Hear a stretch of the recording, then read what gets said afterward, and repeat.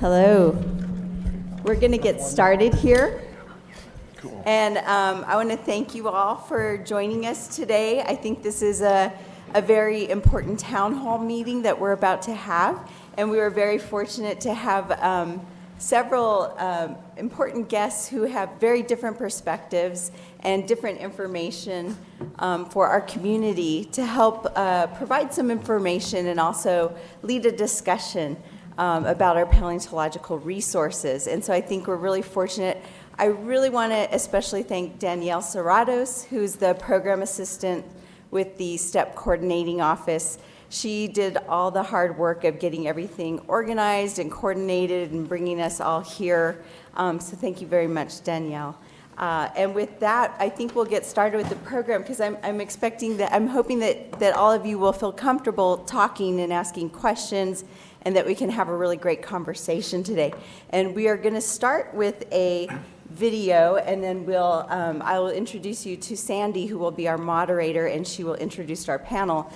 Just before we begin, I want to let everybody know that this will be a recorded session, and so just to keep that in mind. And as we get into the question session, Danielle and I will have a microphone, so we'll run around and so make sure everybody can hear questions and comments. So with that, I will start this. I believe this is from Department of Interior. Yes. Okay.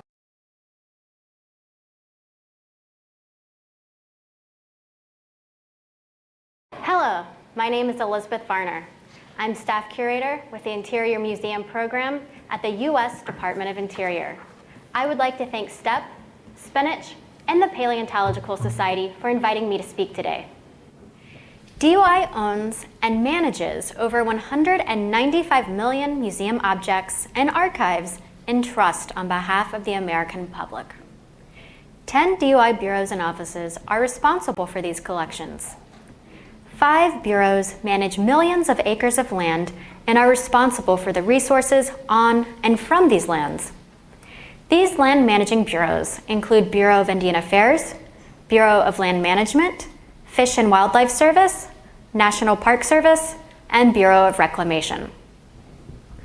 DOI museum property are museum objects acquired according to a documented plan and preserved, studied, and interpreted for public benefit. Documented plan means the objects must fit within the scope of collections of the Bureau unit from which land they were taken.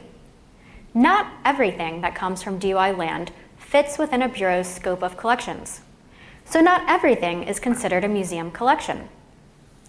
Museum property are not working collections that are used during short-term research or for education and will not be retained long-term. Some key characteristics of museum property are: they are identified by the Bureau or unit mission, they are collected during research, compliance for development or resources management, and are usually on federal land. They are associated with a significant event, resource, or person. They are rare or unique and can be significant due to age. The 195 million objects are organized into 8 disciplines. You can see paleontology makes up 1% of reported collections, and geology makes up 0.04% of reported collections. Archives, however, that include the field notes and other associated records for these geological and paleontological specimens, make up the largest discipline of DOI collections at 65% of reported collections. The different bureaus manage different numbers of these collections. You can see that Park Service has the largest collection with nearly 168 million objects, while Bureau of Safety and Environmental Enforcement has 53 objects. There has been a 77% increase in collections since 1999. Many laws, regulations, and policies govern collections and care of these objects, one of which you are here to talk about today, the Paleontological Resources Preservation Act. Collections are obtained through permitted research, legally mandated activities, such as permitted compliance work, and, to a lesser extent, resource management on Bureau lands, locating previously unknown collections, and donations. DOI's museum collections are located in DOI spaces and repositories. Non-federal repositories hold over 23 million objects, while Bureau repositories hold the vast majority of the collection, with over 171 million objects. These objects are in 902 non-federal repositories and 2,014 Bureau repositories. Different bureaus work with non-federal repositories to varying degrees. For instance, while Park Service has more non-federal repositories than any other bureau, the majority of Park Service's repositories are Bureau repositories. Conversely, the vast majority of BLM's, or the Bureau of Land Management's, repositories are non-federal. Relationships are important to care for these collections and include the DOI end collector, who asks permission to collect through a permit, the collector and repository that agree to care for the collections pursuant to DOI policy as part of the permitting process, and the repository and DOI that agree to care for collections pursuant to DOI policy.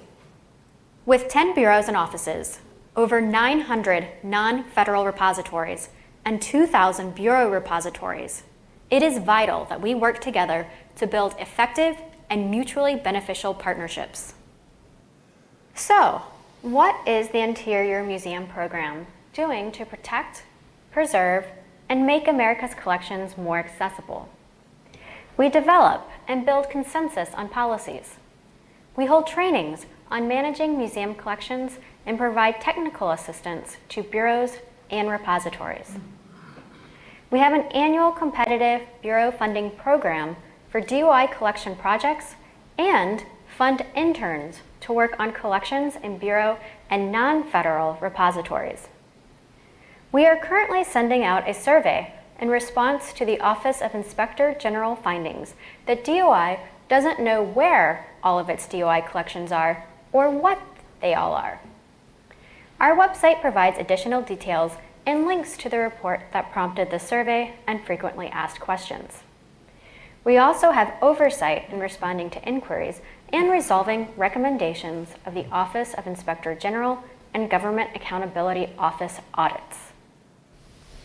I appreciate this opportunity to talk with you today.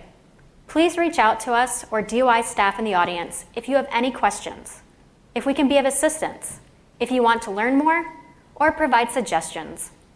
We look forward to building stronger relationships with our partners.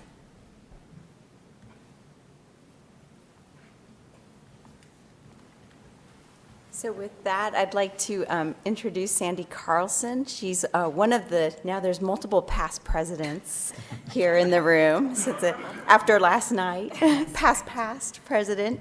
And Sandy has been very proactive on behalf of the Paleontological Society and engaged in these conversations back when she was president of the society. And so she'll be serving as moderator today and introducing the rest of our panel and helping to facilitate that discussion. Thanks, Dina. Thank you all for coming. I really appreciate seeing a number of you out here. Sorry, thanks. It's the short person conundrum, right? And I'm here to, as Dina said, introduce the panelists. I'm going to start at the far end. Mike Fracasso, as of this week, is the Assistant Director of Geologic Resources, Hazards, and Surface Management with the U.S. Forest Service, which is under the Department of Agriculture. Next to Mike is Kirk Johnson. Kirk is the Sant Director of the National Museum of Natural History at the Smithsonian Institution.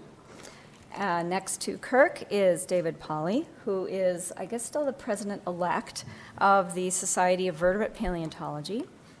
Next to David is Scott Foss, and Scott is the senior paleontologist for the U.S. Bureau of Land Management, which is under the Department of the Interior, as you just heard. Next to Scott is Jessica Cundiff, and Jessica is the curatorial associate at the Museum of Comparative Zoology at Harvard University, and she's also the co-chair of the Best Practices Committee for the Society for the Preservation of Natural History Collections. Then next to Jessica is Steve Holland. Steve is the most recent past president of the Paleontological Society. And that does it for the introductions. We're going to start with a brief presentation from Scott Foss. That will be followed by a brief presentation from Mike Fracasso. Then there are a few questions that have been sent to me that were from the community. So we're going to start the conversation with those questions, and I'll read them. And then we have an open period for discussion after that. So, Scott, if you would come to the podium. Thank you. And I promise to keep it brief. Oh, it's already... Escape. Do I close that one, maybe? Oh, I see what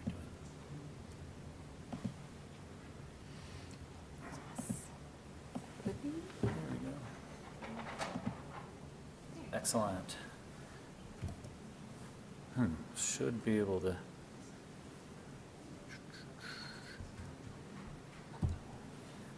I don't even remember what, oh, it's in PowerPoint. Oh, yeah. Slideshow. That's function 5. I know that one. There you go. Sorry about, whoa. There it is. Okay, great. Sorry about that. My version was in PowerPoint, and that's Control L, but function 5 is...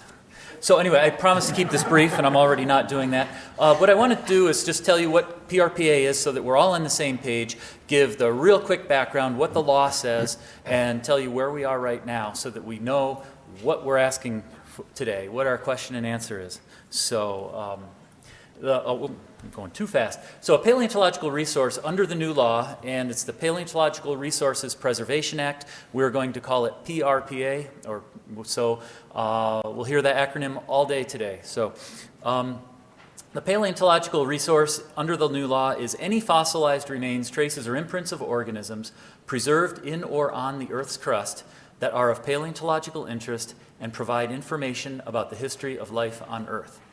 And I'm repeating that because we're being recorded today. So I want to read that into the record for you. What's important here is that the first part of this definition is essentially in line with the AGI Glossary of Geology, what we consider to be a fossil. However, under the law, paleontological, it also has to have paleontological interest and provide information about the history of life on Earth. So hypothetically, and also practically, not all fossils will be covered under the PRPA. So we talk about oil and gas, for instance. That's fossil, but it's not covered under PRPA. Under the law, it's not a paleontological resource. PRPA only applies to public lands. It applies to the U.S. Forest Service, Bureau of Land Management, National Park Service, U.S. Fish and Wildlife, and the Bureau of Reclamation. It does not apply to state lands. It does not apply to private lands. The regulations have been done twice, once for the Department of Agriculture, once for the Department of Interior.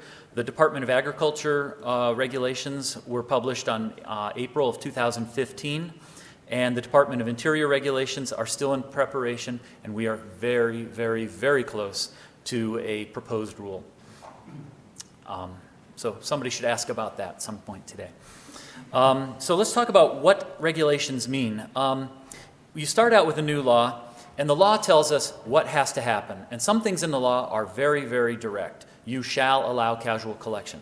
There's not much interpretation on that statement. However, when we write the rules, we interpret the other parts of the law where it says the Bureau will determine what is a reasonable amount, for instance.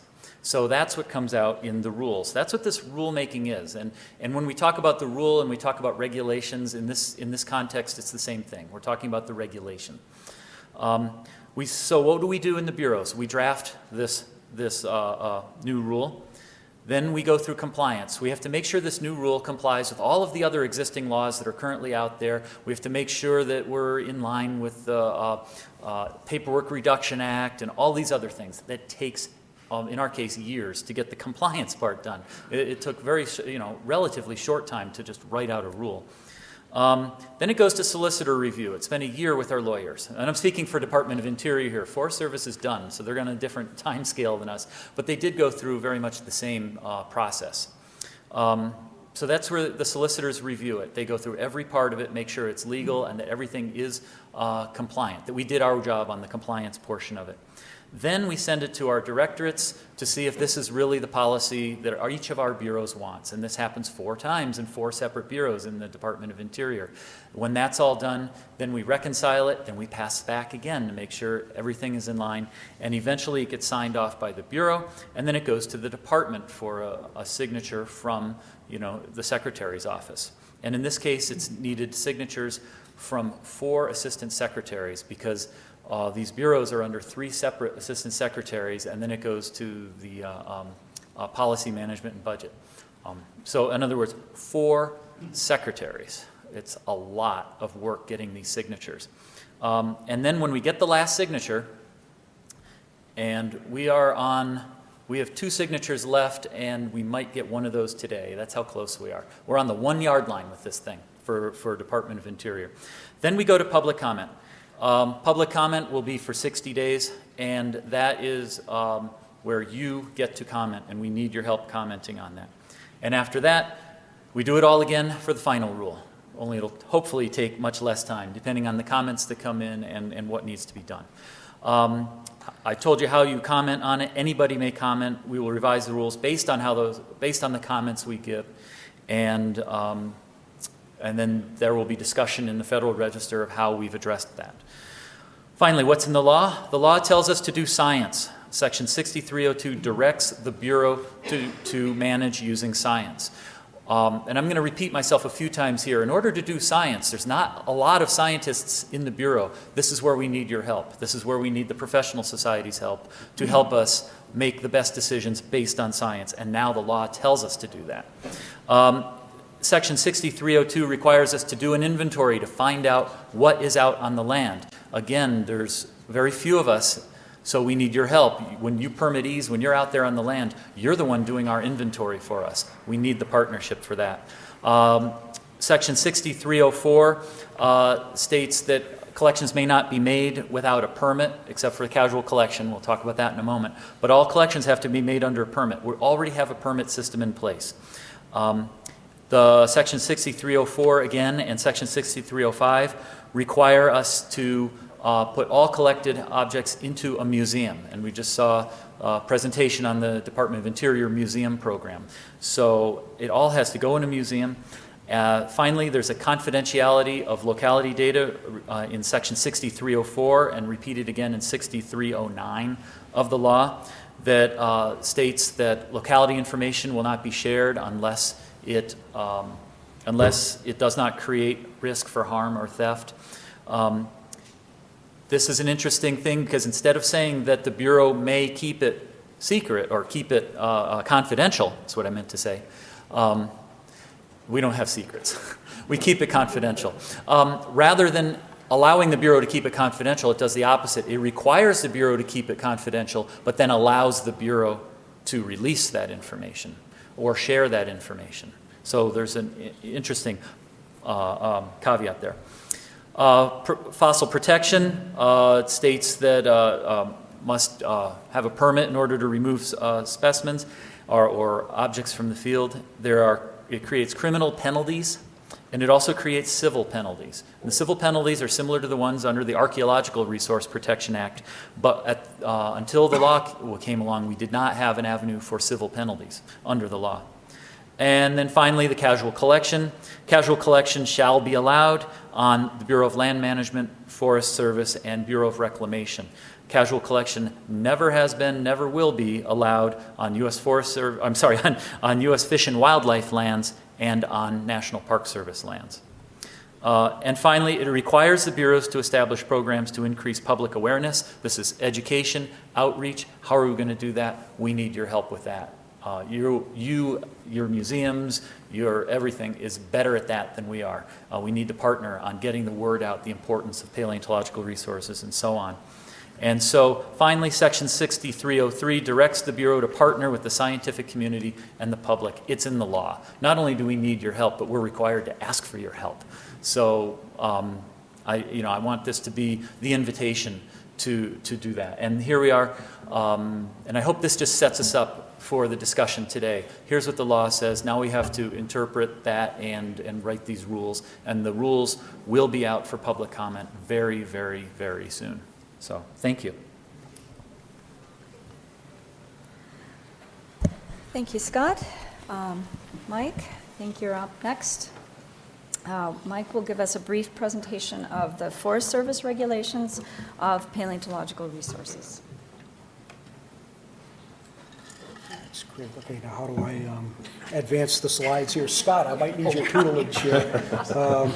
Basically just up and down arrows, or do I need to scroll? Are you already in yours? It should, Okay, but he's not there. Oh. okay. I think Scott's is still up, blanked. I'm still looking for the carousel that Scott couldn't find when he started his presentation here. It escaped. Let's see.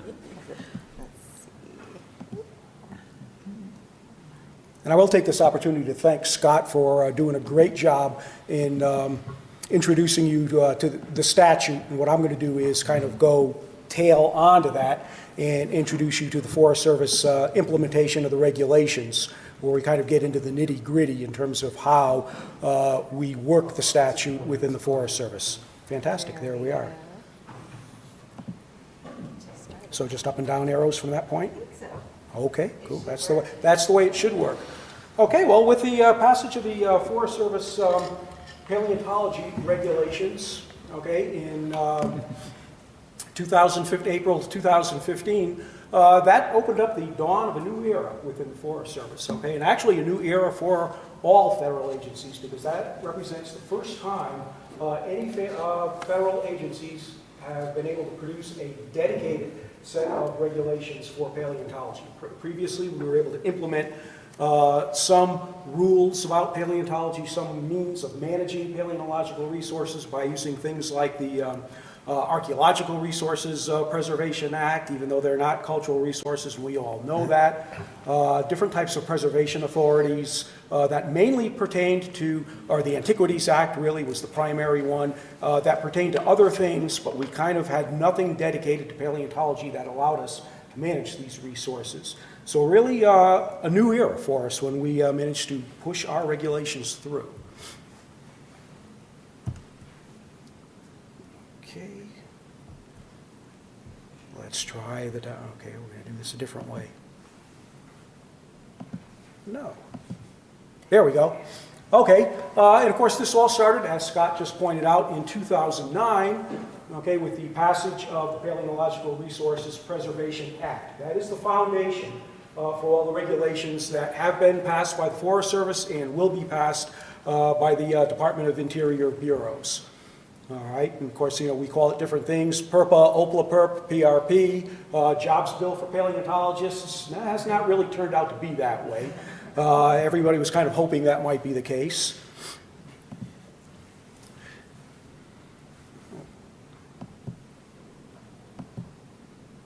Okay, and the Act says, all right, as soon as practical after the date of enactment of this Act, recall that was in 2009, the Secretary, and by the Secretary that means the Secretaries of Interior and Agriculture, shall issue such regulations as are appropriate to carry out this title. Well, as soon as practical turns out for the Forest Service to have been about 6 years, and for DOI, I think they may make it under a decade, but I'm not 100% sure. They haven't gotten there yet.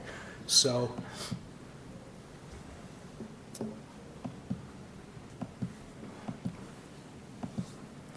okay, so this leads us to the Paleontological Resources Preservation Rule. And as Scott mentioned, within federal agencies is kind of a unique way of verbalizing things. We refer to regulations as rules very frequently, so the two words are interchangeable. So you'll hear the paleontology rule or the paleontological regulations, and they refer to exactly the same thing. And what these do for the Forest Service, they were published on April 17th, 2015. There's a 30-day waiting period before they become fully effective to give the public a chance to read and digest all these things and figure out what the new rules actually are before we actually start implementing them at the agency level. So as of May 18th, they became final and implementable within the Forest Service. Every time I hit this, it brings me up a dialog box and I have to re-hit it. Okay, one of the key things, okay, that the regulations establish, and they follow lockstep in the statute with respect to this, is that they establish casual collection. This is a big thing, okay, for federal agencies. No permit or approval is required. It's kind of a self-implementing thing. The requisites, okay, in order to be able to casually collect fossils without a permit on Forest Service land, and this is where we may have a little bit of difference in detail from what the DOI folks bring forth in their regs, although I suspect they will not differ much. Certainly some of the things follow directly from the statute, okay? Personal use. Casual collection only applies if you are collecting fossils for personal use. It only applies to common invertebrate and plant paleontological resources, okay? Vertebrate fossils are excluded from casual collection. You always need a permit to collect vertebrate fossils. The statute says that the agency shall establish reasonable amounts for casual collection. Within the Forest Service, our reasonable amount is 25 pounds per person per day, not to exceed 100 pounds per person per year. All right? Negligible surface disturbance. You can only casually collect fossils without a permit if you're going to produce negligible surface disturbance. For the most part, what we would prefer is that it's surface collection. You're just picking up material off the surface, not using anything else. But there is allowance for using small hand tools and so on. But our key triggers for the negligible surface disturbance criterion would be that it would not otherwise trigger NEPA. All right, anytime that there's a decision made in an agency to do something, to allow something, NEPA comes into effect. All right, National Environmental Policy Act. Okay, you always have to do an analysis on what potential impacts might be to resources under NEPA. There are a lot of triggers, okay, that would trigger a NEPA requirement. And by definition, casual collection does not require NEPA. All right, so what we have to do is formulate our casual collection restrictions so that we would not otherwise exceed what in other circumstances, okay, would require a NEPA analysis. For instance, we have range permittees that if they want to redo a fence line, okay, keep cattle out, and they are putting in new post holes for their fences, they have to do a NEPA analysis for that. So we've got a lot of folks that, complained about, this whole NEPA thing and casual collection and so on. Don't realize that everybody that does anything on the Forest Service has to comply with NEPA, and casual collection is kind of exempt from that, so we have to be really careful about that. And non-powered small tools, no full-size pick shovels. We got a lot of feedback on that one, but again, we're trying to make sure that we don't exceed what would otherwise be a NEPA restriction in other circumstances, that if you weren't casually collecting fossils, you were doing anything else, you would be subject to NEPA. Okay, so the whole idea of not using large hand tools is because very quickly one individual or a couple of dedicated individuals in the space of a couple hours with full-size picks, shovels, wheelbarrows, and so on can do an incredible amount of surface disturbance, okay, whether they're collecting fossils or doing anything else. And one of the, and I would be remiss if I didn't mention a perspective on this. We did get a lot of feedback on casual collection, all right, negative feedback, saying that, okay, we're imposing a new restriction on the right of the public to go out and collect fossils. And what I want to do is I want to put that in a different perspective, a 360-degree turnaround, and say, really, when Paleontological Resources Preservation Act, okay, in 2009, said you can collect fossils, that is really the first time the public has been able to legally collect fossils on federal land, because federal agencies require a disposal authority. By disposal, that means the ability to give away or allow removal of anything, okay, any federal property. Paleontological resources are federal property. Before the Paleontological Resources Preservation Act came along, we had no disposal authority that allowed the removal of fossils. Now everybody knows collection went on, but that was by and large kind of a, don't ask, don't tell.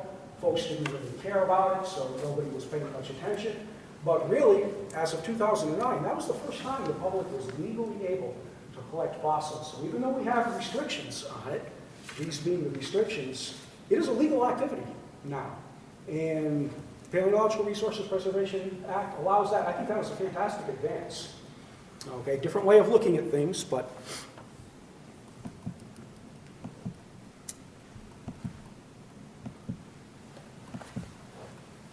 okay, well, there's casual collection, so there's also collection under permit.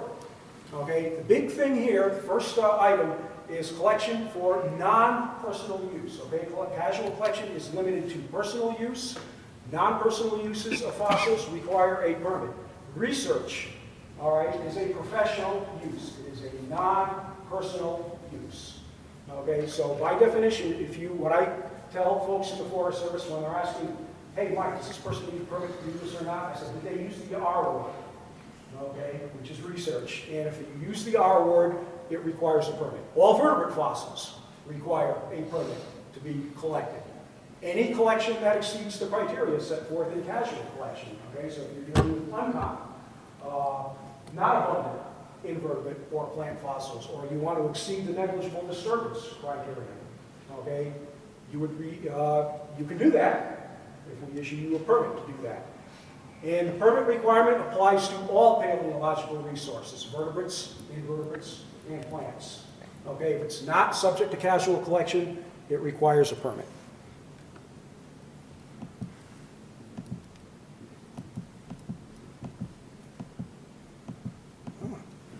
Now it's being recalcitrant. Okay, for the more mathematically inclined among you, engineering, geologists, and so on, I do sometimes give a similar presentation for folks in the Forest Service that are engineers, that are minerals administrators in their local areas. Collection of paleontological resources for commercial purposes is prohibited, period. So fossil plus collection for dollars means there will be consequences if you're caught doing it. Okay, no commercial collecting on federal lands. That's not just Forest Service, that's going to be in the DOI regs as well, that's in the statute. We have developed a permit forms package to implement the new permitting requirement within the Forest Service. We have a standard now permit application form. We have a permit template form, which is the actual permit that we will issue you. We've made perhaps some site-specific stipulations. There's a permitted activity report form, which is what you would submit to document the completion, okay, of your permitted research and collection, and specimen documentation forms, which is if you collect materials, we want to know exactly what they came from. These forms are all accompanied by line-by-line instructions on how to do them. You can submit them hard copy. There are provisions for digital, totally electronically filling out the forms and submitting them. You can request alternative format, for instance, for the specimen documentation form. In lieu of that, if you want to send us a shape file with the locations of all your specimens and a key to what the information is in there associated with your shape file, that's fine. We have posted copies of all these forms on the Forest Service Minerals and Geology Management website. The Society of Vertebrate Paleontology approached us and asked us if they could post the forms for the public on their website, so we gave them copies. They are posted on the Society of Vertebrate Paleontology website.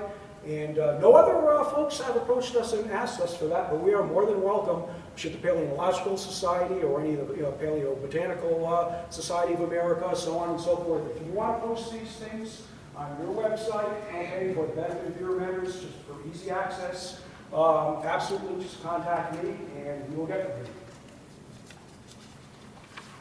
here. For folks that did apply to the Forest Service in the past, prior to our regulations, you probably used an old SF-299 form, which is for engineering and transportation infrastructure.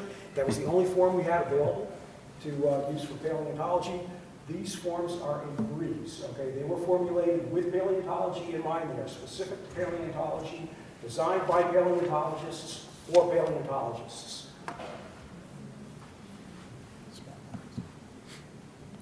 Curation of paleontological resources, anything collected under permit, okay, and the associated data and records, basically your field records, remain federal property, okay, and they shall be deposited in an approved repository.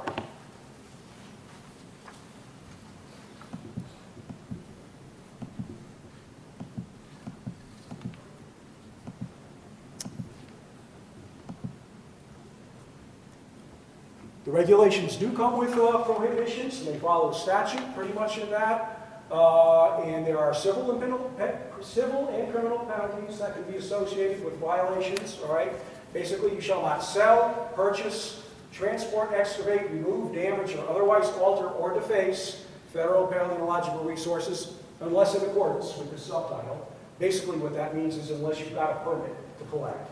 Okay, you cannot remove these things unless it's falls under casual collection. Violations may result in fines and/or up to 5 years imprisonment if we go with a criminal penalty case.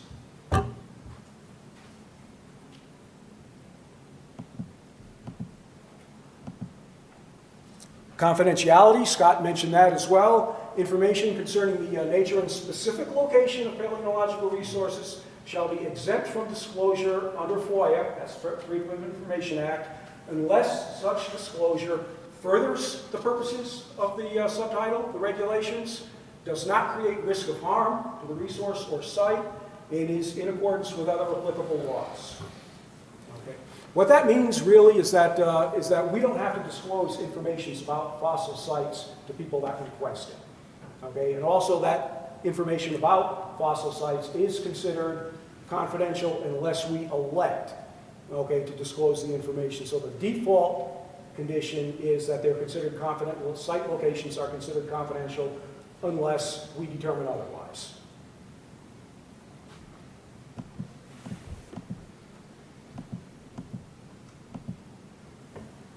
And of course, what the Act said, in the regulations do not, there are authorized to be appropriated such sums as may be necessary to carry out this subtitle. Well, I haven't seen any money dedicated to my programs yet to carry out the subtitle, and I'm sure DOI hasn't seen that either. So it's kind of an interesting provision that most federal statutes put in there that, oh yeah, we'll give you the money that you need. And we never see it. I don't know where it goes. Oh no. Here we go. And that's it. Great, thank you, Mike. Thank you. All right, I have 4 specific questions here that we can start the discussion with, and I will read them, and then any panel member who wants to jump in and start answering them or discussing them is welcome to do so. And then after those 4, we'll open it up for discussion among all of us.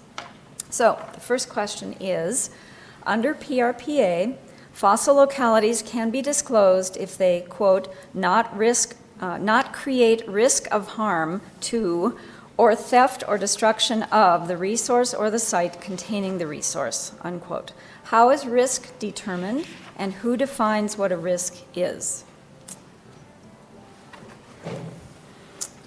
I'm ready on that. All right, go for it. So I did, thank you for sharing these first 4 questions with us.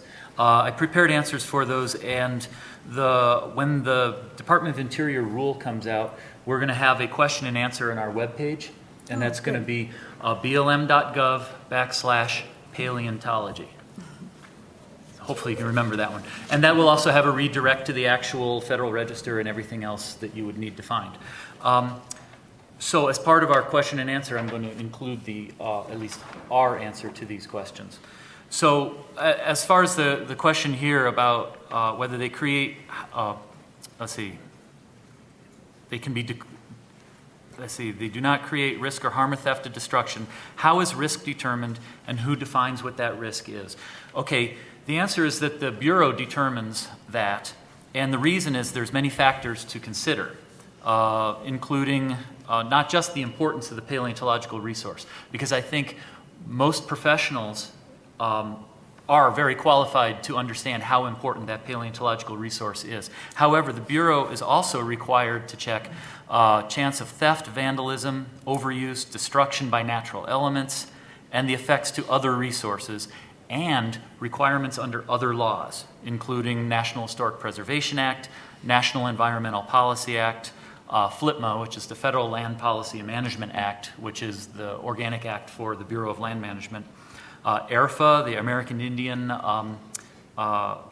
Religious Freedoms Act, ARPA, Archaeological Resource Protection Act, and NAGPRA, Native American Graves Protection and Repatriation Act. So unless you're fluent in all of those, And I'm not claiming that I am either, but as a Bureau, we are responsible to all of those acts. And that's why we have to determine what and how, what risks are determined in the managing these resources. And so that is our answer, at least speaking for the Bureau of Land Management. So. Anyone else want to comment? You know, on that? Scott, you and I have chatted about this a number of times, but for invertebrate fossils and plant fossils, very often the locality data are the data. It's the location of those sites. And so if you're going to manage by science, which is the lead in this thing, I hear you're the caboose of the various acts there. But what do you have in place at the BLM to support the ready publication of fossil data, which is often locality data? That's key, and this question has come up a lot. And what we have to do is weigh the two. First of all, we have to agree with you that many resources should be made public, and it's very likely that we would. But also then we have to, as you said, the caboose, make sure it's also compliant with all of these other acts. We're mostly concerned about, and I think everyone would agree, confidentiality is to prevent treasure maps, people going out hurting the resource. Now, if the argument is actually we want people to go out and find the resource, enjoy the resource, and we think that the risk to the resource is less than, you know, the risk of having it stolen or hurt or vandalized, well, then we can all agree that it should be. Would that happen at the time of permitting? I think that's going to have to happen as an ongoing discussion among all of us, and that's going to be in policy, I think. I think as we go further downstream, that's going to be in policy. Certain resources that will be released, either released or shared, and there's a difference between release and sharing.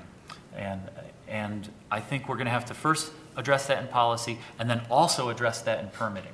And I think sharing is in permitting. Right now, we're ready to share any locality that needs to be shared with researchers who are doing that research.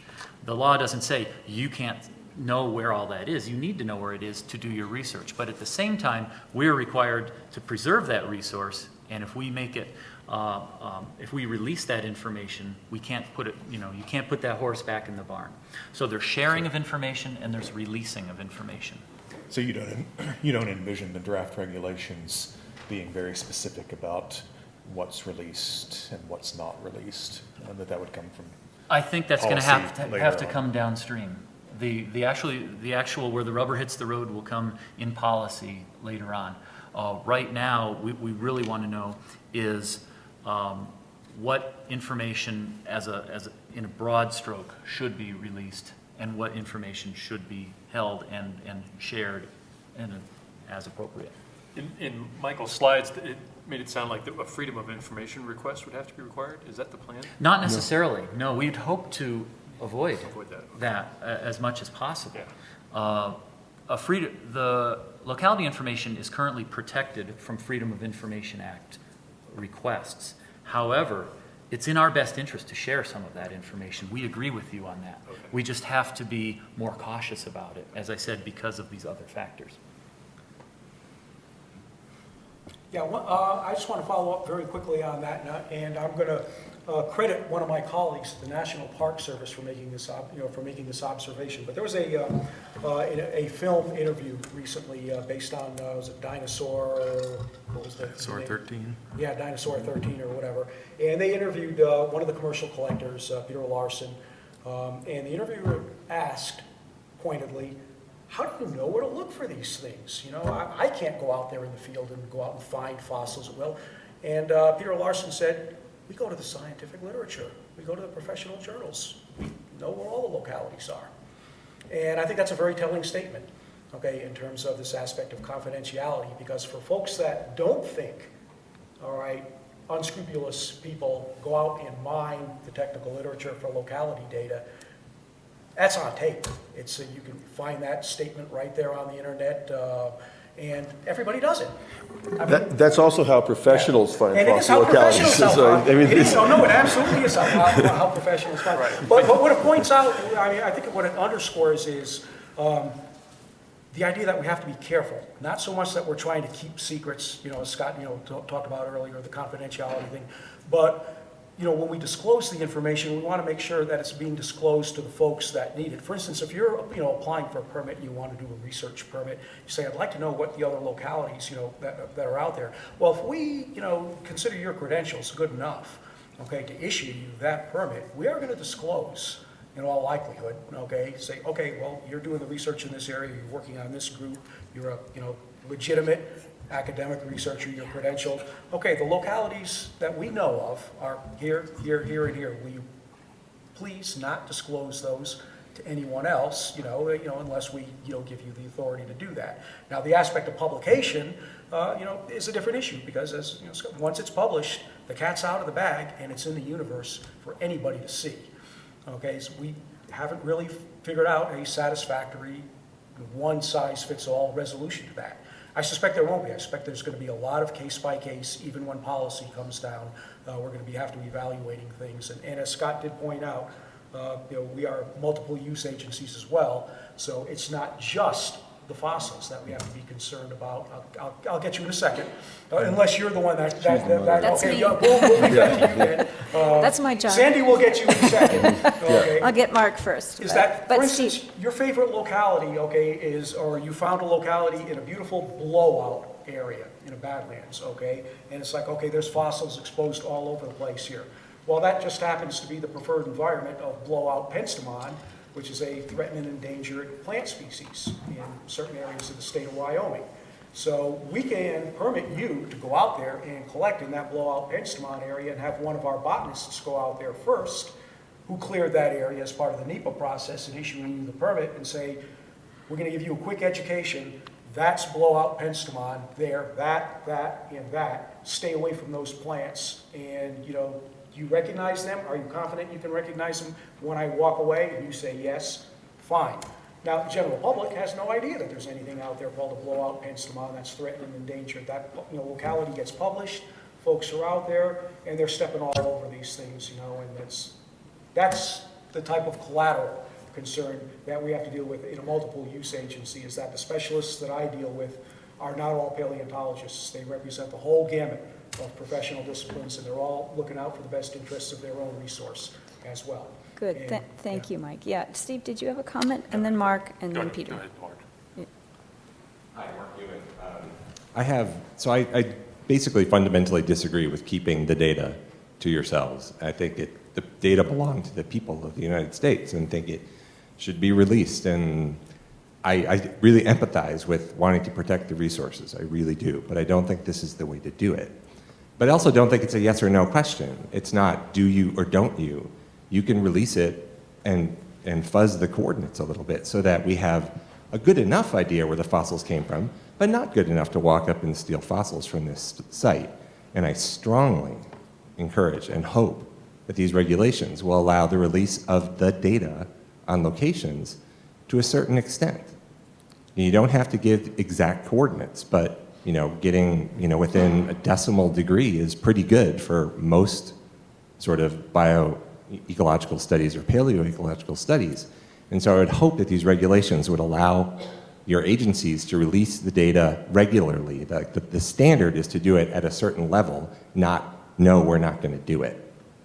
And the other point I want to make is it's been suggested to me that this may be somewhat retroactive, that people like myself who help run the paleobiology database could get in trouble for putting coordinate data for federal collections in that database that have been previously published, which to me just seems crazy. And I hope that's not true, because if it's already out there, as you said, Scott, if it's already out there, well, there's not much you can do about it. So if we're reposting data that's been published in scientific journals, which is all we do in our system, I certainly hope that that's not going to be regulated against, because that data is already out there.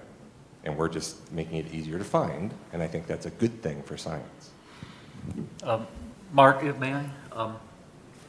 Mark, I would very much like to see us end up with what you are talking about, which is where we can come to an agreement about what data should be out there and available, because we're managing for science. Remember, that is one of the mandates of this law. We are also required to preserve other resources. So that's the conundrum that we are in, but we would very much like to work with you on that. I'll take it and push it even a step further, which is to say you, Paleobiology Database, is already doing what we are supposed to be doing. So wouldn't it be great if we could have a scenario where we're actually partnering? We're all for it. But let's work toward that. We're not there yet. But I would like to see that scenario. Number two, about whether you can get in trouble, let's chat afterwards. There is a scenario where there could be a problem, and it has to do with this federal law applies to. I know, get some books here. Let me explain this very simply. Very simply, the release of this information applies to the Bureau. It does not apply to you, unless you are a partner with the Bureau, because we're not going to share it with you if you're going to go and release it. So if you are a partner with us, we're going to ask that you follow the same rules that we follow. Otherwise, we don't share the data. But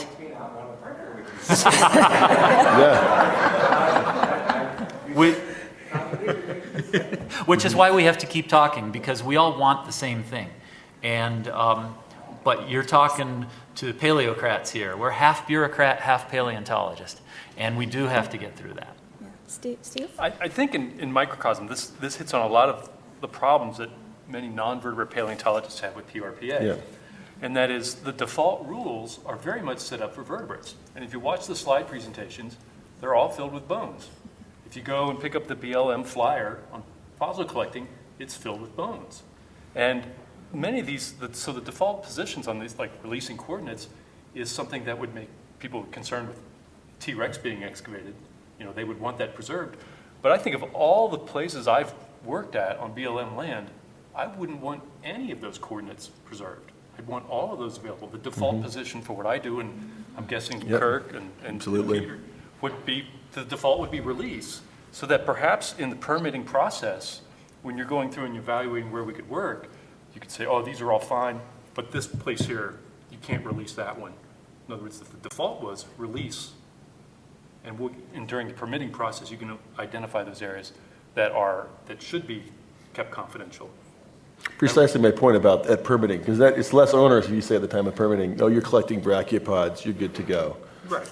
It's quite different than saying you're going after large vertebrate fossils.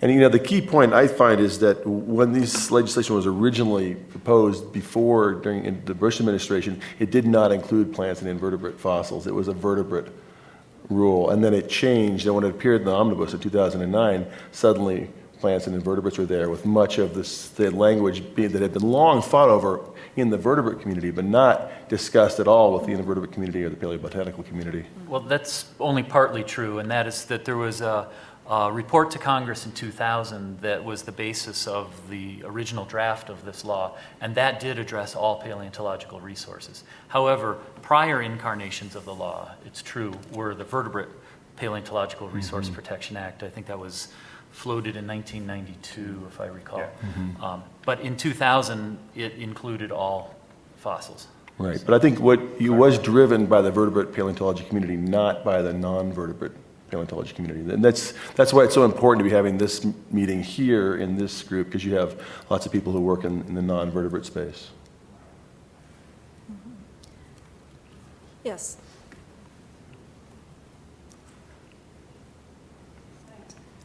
I'm Mary Ellen Benson. My concern is that as scientists, we need to be able to reproduce the data. One of the things that I've spent a lot of time doing in my research is retracing locations that other people, where they say they found this or that. Biostratigraphy depends on you being able to go back to those same sites if they exist and re-examine them and look at those collections, those assemblages, and maybe they're going to be reassigned.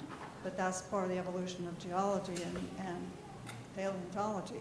So if you cannot give those localities and you can't reconstruct what's already been said, you can't test it for quality and reliability.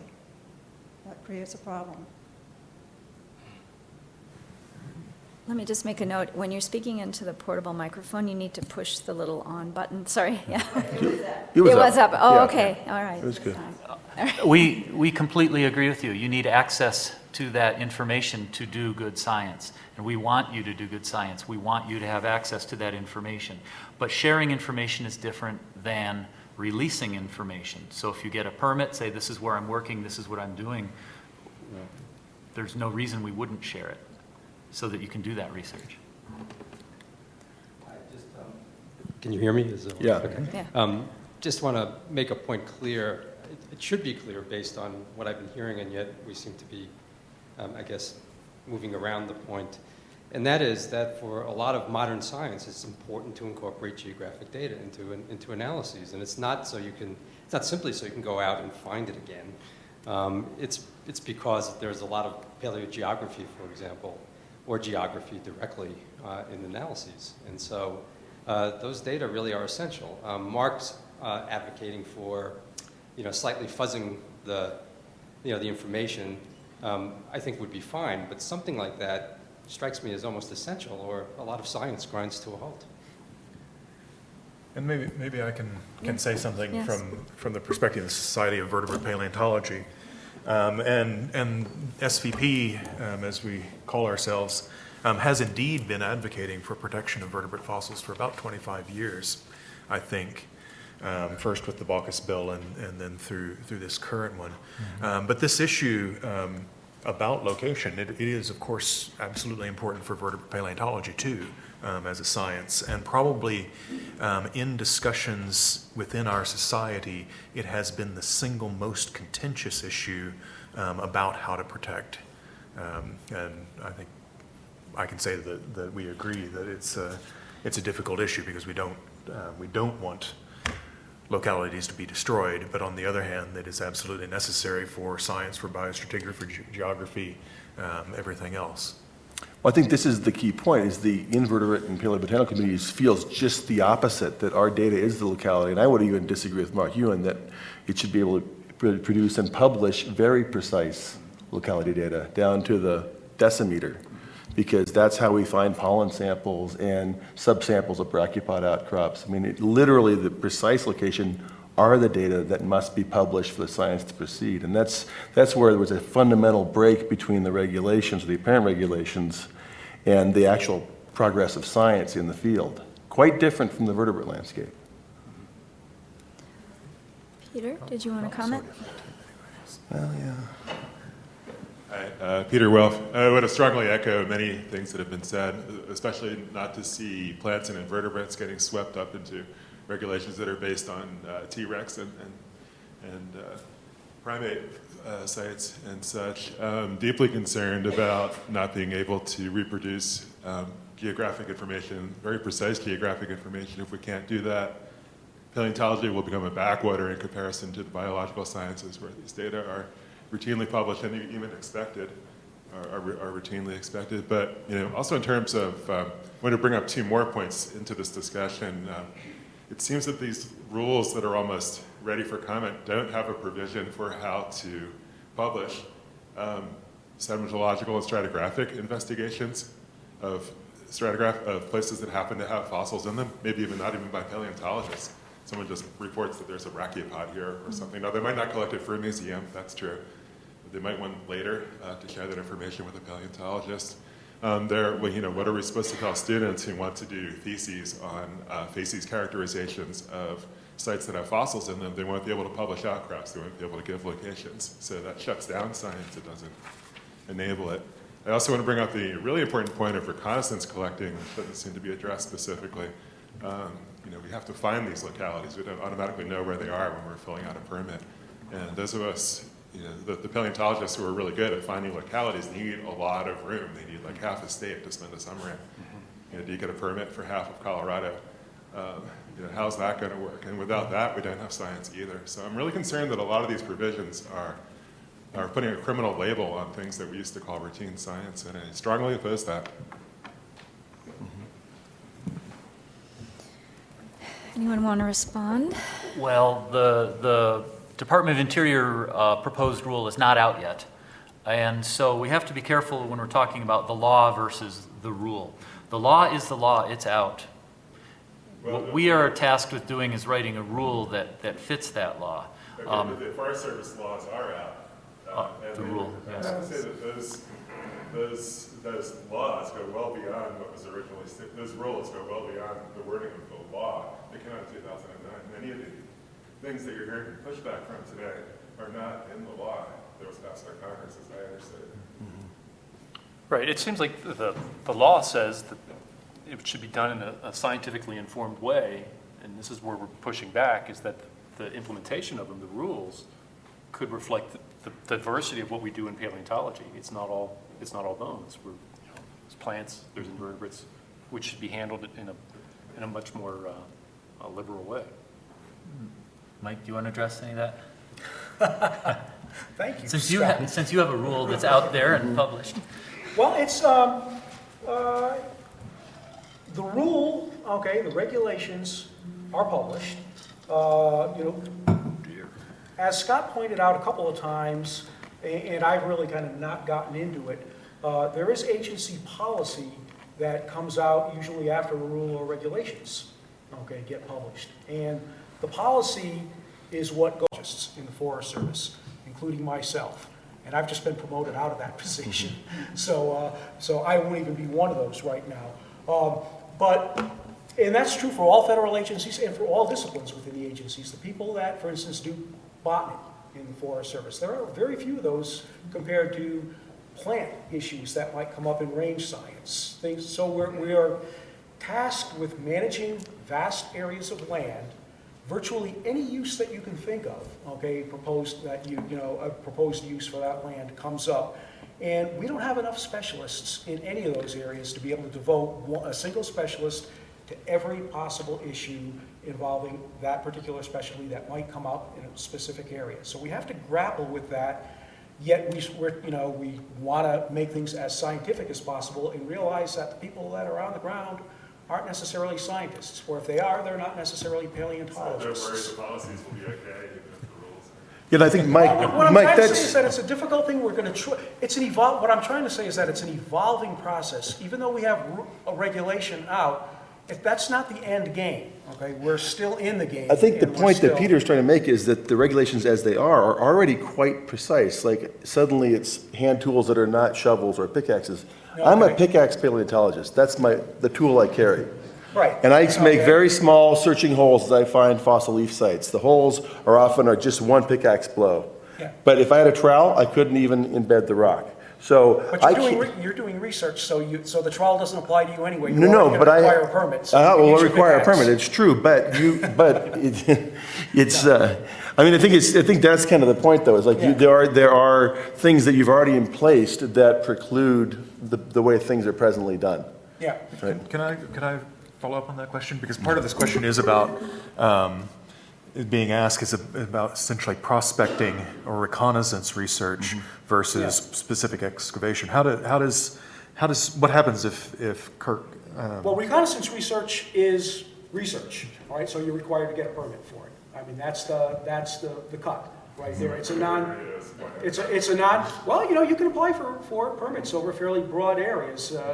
Then we have to deal with who issues the permit. And again, the Forest Service and BLM, the Department of Interior agencies, are a little bit different with respect to that, because the Forest Service is very much, get into the nitty-gritty, but we're very much a decentralized agency in terms of our permitting. So permits in the Forest Service are issued either through ranger districts or forest supervisor's office that would cover a whole forest. Rarely are they issued at the regional level, because then they have to be signed by the regional forester, which is a huge bureaucratic deal. But the key thing being is that as a Forest Service paleontologist, I can't issue you a permit, okay, to do paleontological work. It has to be issued by what's called the authorized officer, which would be a district ranger or a forest supervisor or regional forester. Scott is in a somewhat different position, because paleontologists, my recollection is, tell me if I'm wrong, in the Bureau of Land Management can in fact issue paleontology collection permits. And that is something that, as a paleontologist in the Forest Service, I'm hamstrung by that. I have to live with that's just an agency thing in the way that permits for anything, are done. And that comes it's directly related to the issue of having non-specialists, okay, have to review things that they don't have necessarily expertise in, because in BLM, you can almost be assured that you apply for a paleontology permit, a paleontologist is going to review that permit and write that permit and Hopefully. give you the authorization. Hopefully. Yeah, it might not happen all the time. In the Forest Service, I can't issue that permit. It's never going to be a paleontologist, all right, that issues you the permit. It's always going to be somebody else with a different specialty area. We have a question. Yep. Let's ask the question. Well, I'm a little curious about that because I have done Forest Service and I always deal with the paleontologists and they give me the permits. But there is a thing, yes, they do. Who, okay. Okay, and I'm not going to name names here, No, but one of the things. But they are issued through a district office. Well, see, here, this is an interesting implication. Right now, especially in the BLM, there's, I won't say a backlog, but there's a huge amount of permits that have to be worked out just with the vertebrate paleontologists. If you start bringing in invertebrate paleontologists, paleobotanists, and for that matter, stratigraphers who are going to be dealing with fossils, what's going to be with the overload and what's the amount of time it's going to take actual permits and actually to run those? That's one thing I deal, because sometimes the field, I've seen this deal in Washington says everybody needs a permit, and the field officers are up there just kind of looking at them going, whoa. So what is the plan on if, in fact, everybody knows that they have to get permits? What's the turnover going to be? What's the, because you can get over backlog. I know that that's a real problem in some cases, okay? Just curious if you can address that problem. Is that a question for me or for Scott? Well, I'll speak for BLM. I think we have a very short backlog on paleontology permits. I think I get updates every 2 weeks. We're up to date, except on some of the environmental assessments. Some of those can take a painfully long time because those are excavation permits. An excavation permit requires every other resource to be checked out. As far as the survey permits, the consulting permits, I would guess that our backlog is 0 at the moment. We keep up to date on those. Are you also doing all the invertebrate stuff as well? Yes, and we're also doing the invertebrate stuff. And we have a new permit system. I saw that question coming up, so I address it when we get to it. I was going to say we're starting to go into permitting. We've been talking about confidentiality, and I just wanted to state one last thing about confidentiality, is that the law says that it is confidential unless the Bureau determines otherwise. The Bureau has the discretion, is what I wanted to say, to authorize that. So we're not in a system where the law says it's all secret from here on out, or it's all confidential from here on out.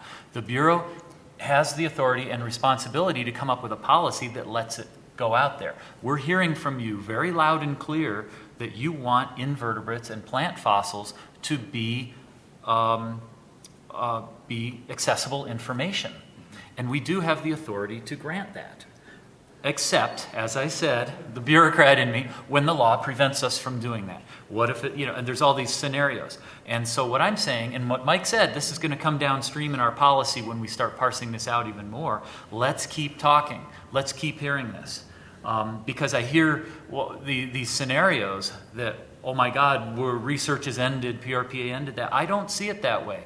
I see why people are concerned, and that's because the law says it's all confidential now. But it does say, and as I said before, what the law says is that it's confidential unless the Bureau determines it's not confidential, versus the converse.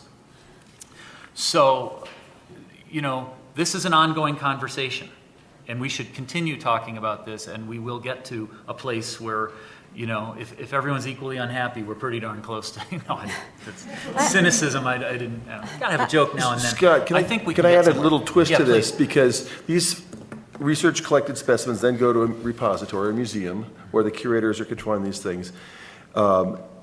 If you're now putting an obligation on that organization to protect the confidentiality of specimens in perpetuity, I assume, as opposed to doing what they normally do, which is release the information to researchers in the progress of normal scientific Share activities. the information.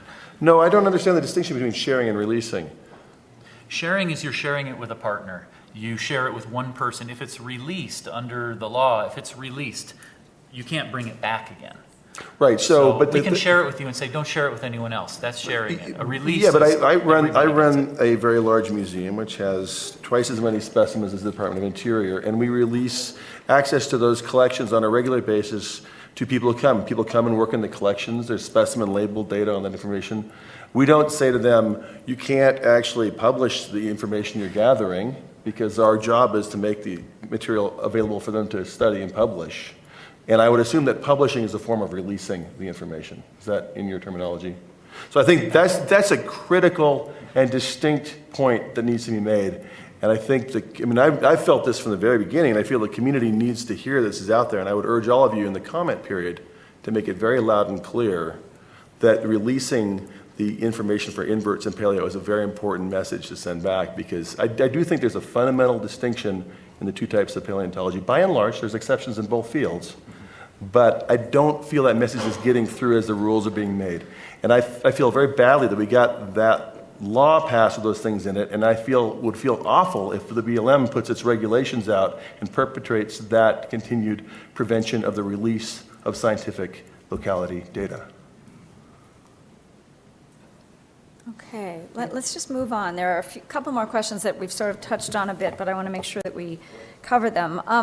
What does the PRPA say about the publication of locality data concerning rare fossils versus common fossils? Who decides what is rare or not? And we sort of talked around that. I don't know that we've necessarily talked about that specifically. I'm afraid our answer is the same as the previous answer. That is our responsibility to do that. That's based on the scientific input that we get, because in this case especially, the professional community is going to be the most qualified to determine what is rare and what is not rare. And again, the consideration we have is not only protecting this resource, but other resources that are in association with that resource. And it's everything from visual air quality to endangered species, plants, everything else. So it's much the same answer. But we do need your help determining those. Mm-hmm. And I would hope that a line officer or an archaeologist or someone else is not making that decision. Or not, no, they can make that decision, not making that determination. The determination should come from a qualified paleontologist. Yeah. That's the short answer. Should come from a qualified paleontologist, the determination.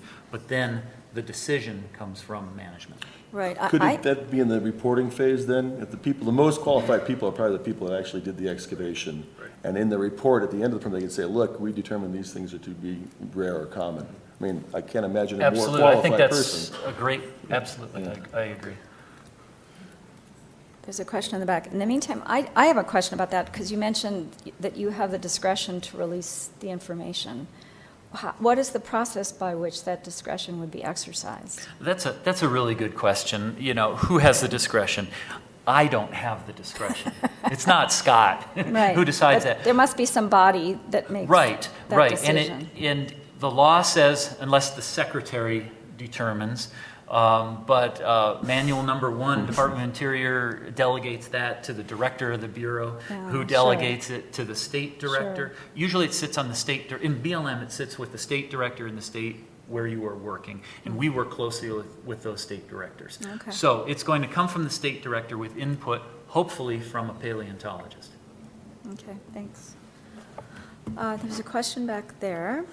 It seems to me like it'd be pretty easy, whether in an actual formal capacity or informal, if I apply for a permit, maybe as a part of the application process or something that's after I do the work, I as the researcher would then let you know if I feel it's necessary that the site be, or the locality be withheld, or if it contains rare or quote-unquote important fossils.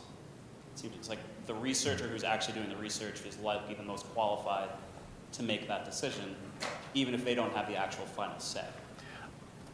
Again, I agree. They are the most qualified to make that recommendation, but the decision comes from the Bureau, and we have to also consider endangered species in the area and all these other laws that we talked about. But on the surface, yes, I completely agree with you that the researchers should be making the recommendations about what's important, what's not important. and we need to listen to those. Yes.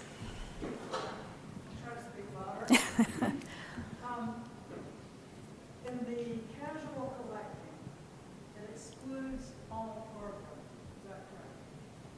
Okay, so our question is the DOI, BLM, United States government prepared to enforce the casual collecting of shark teeth everywhere that a kid picks them up on the shore or it's in your Shark teeth are a very colorful dilemma for us. The casual collection portion of the law does not restrict vertebrates. What it does is it allows invertebrates and plant paleontological resources. It's a turn of phrase that's important because it's allowing something. It's not disallowing something else. But anyway, it is saying that only invertebrate fossils and plant paleontological resources can be collected in casual collecting. The law does not allow for the collecting of shark teeth under the casual collection exemption. So you have to have a permit. You'd have to have a permit. That's the law. We can't, that's a hard one. We just can't get it into casual collection because it's not authorized. We can't, do it that way.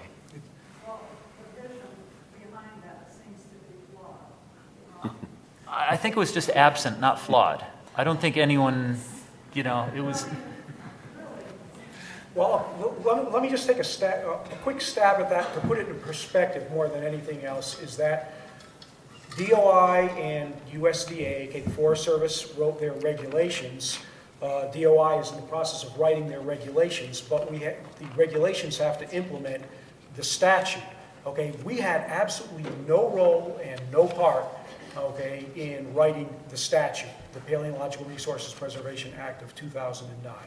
And that is where it established casual collection and explicitly said common invertebrate and plant paleontological resources for personal use. So in many respects, okay, we are in a similar position as you are because we're stuck with that and we didn't write the statute. We had absolutely no part in writing the statute. It was written by Congress, promulgated by Congress, and then they said, okay, you're the agencies, now you implement it. Because there are a lot of things that, in terms of definitions, so on and so forth. And we talked about this when we were, working on a common language for developing the rules, because there were interagency committees that were working to try and promote consistency in how DOI and Department of Agriculture worked on these things. And there were so many times when we just banged our heads and said, why did they write the statute like that? Why did they use that particular word? Why did they not call it hobby collecting? Why did they call it casual collecting? Because there are different implications with both sets of words. Casual meaning, okay, I'm walking along, I have no, particular preconceived intent. And, oh, look at that. That's neat. I'm going to take it home. That would be the truest, definition, Webster's dictionary definition of casual. Yet they did not, they elected not to say hobby in the statute. Why? I have absolutely no idea. It would have made life a lot easier for us. Same thing with the shark tooth example. So I, as a fossil collector, when I don't do it as much as I like to anymore on weekends, okay? I like to go out and collect fossils. That's why I became a paleontologist. And I'm stuck with these things as much as you are, with respect to. Yeah, we are. Yeah. Well, no, okay. Let me put this in. Well, I probably shouldn't. We should probably talk about this after the fact. But there are posted speed limits, okay, on virtually every road in America that are laws. Okay, does everybody that exceeds the speed limit by 1 mile an hour get pulled over and ticketed? They could be, but are they? Okay. I'll leave it at that, because if I say any more, I'll probably get into trouble. But we rely as agencies, okay, on basically, having responsible members of the public know that there are regulations out there and elect to do their best, okay, in a common sense way to to stay within the rules. Because we don't have enforcement officers everywhere out on the ground. There are large We have areas. some more questions from Yeah, the there are more back, if we questions could. in the back, so we need to move along. Go ahead. Okay, cool. For paleontological resources whose study doesn't necessarily involve collection, for example, using field equipment to record the orientation and morphology of trackways, would that require permitting? And if not, would that then be subject to the limitations of release versus sharing of location data? You want that first, or should I? Okay, from a technical, okay, well, boy, I'm now going to really hit you with the bureaucrat, okay, in me. Under the statute and under the Forest Service implementation, okay, the permitting requirement specifically refers to collection of paleontological resources, all right? The question is if you're collecting data and not the resource itself, is that considered to be kind of a default paleontological resource? I would say no, and it doesn't, the permit requirement doesn't apply specifically to the collection of data. Now, the bureaucrat in me comes in and says that research collection of any kind, whether it's paleontological resources, botany, wildlife, under Forest Service regulations, research requires a special use permit. Okay, so you're going to have to get a permit from the Forest Service to conduct that research anyway. It's just not going to be a paleontological resource preservation permit. Okay, so I don't have to issue you, and my folks won't be issuing you that permit, but you'll have to get a special uses permit to conduct that research anyway, because research is considered a special use within the Forest Service, and all special uses require a permit. That's not my program. That's just, again, that's the bureaucracy. Okay, so. On BLM, we are required to know what's going on the land, what research is happening. We need the results of that research to do our job. We need to know as much as we can. We would like it very much if people had a permit report, we'd know what was going on. That's how we get our information, that's how we get our inventory.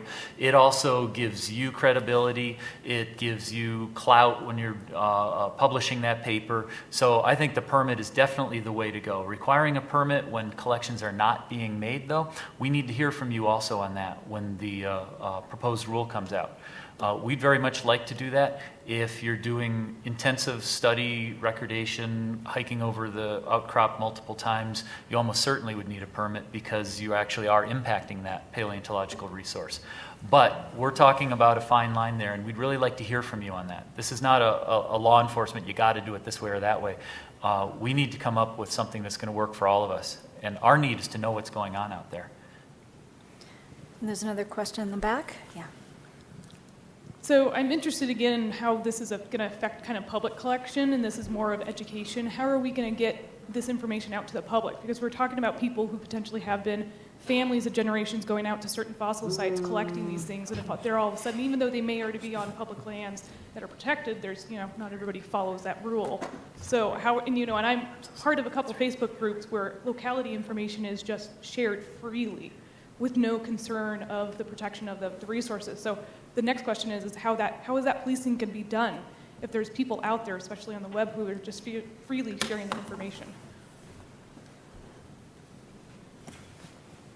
Mike, you want that? Well, I'm going to leave that one to you, Scott. You're talking about a policing casual collection. Casual collection has been authorized or allowed in the BLM since the 1970s, I believe, and they're very much similar to the way the law allows it now. Before it was allowed under some very statutes under FLIPMA, or Organic Act, and Mineral Disposals Act, and others. Now it's under PRPA.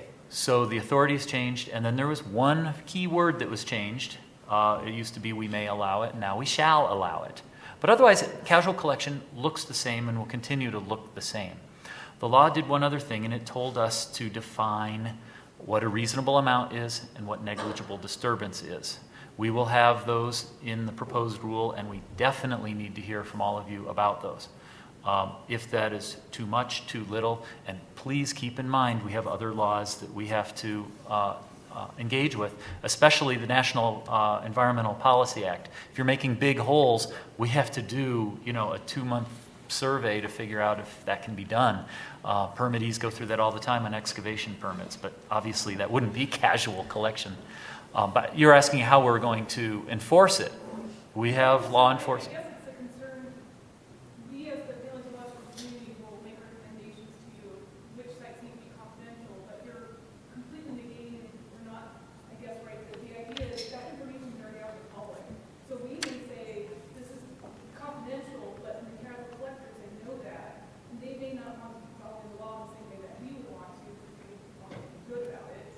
So what if these people are there on interwebs, right, that we have said this is confidential, we will not share this information, but they are, right? It's out there, it's still being used.